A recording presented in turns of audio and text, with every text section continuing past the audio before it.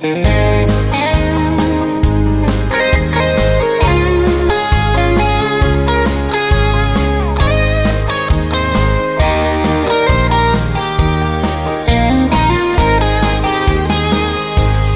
đây rơi mũi ba đồng già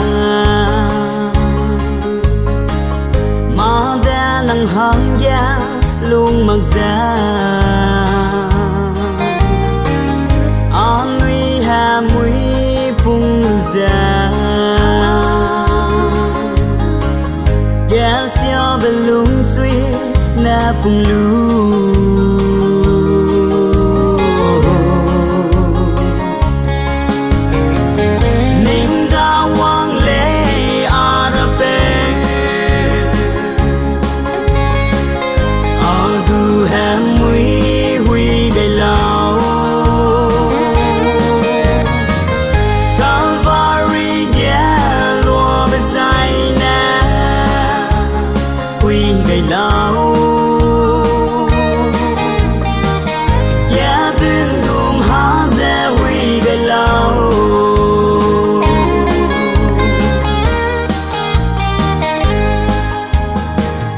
ya đây rơi suy ghê lấy na sau gia đình sống ya sam tia ra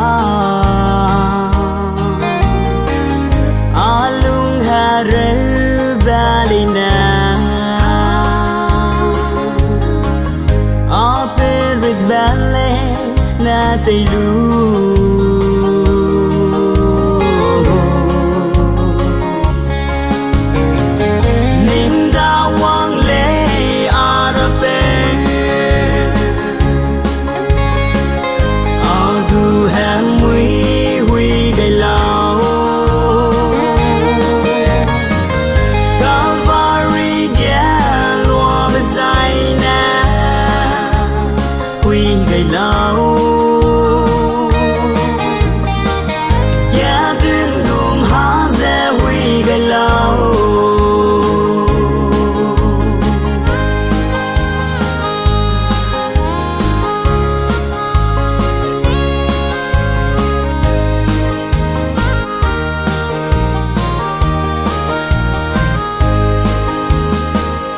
ring ba im pui ta ra hang alung na pe le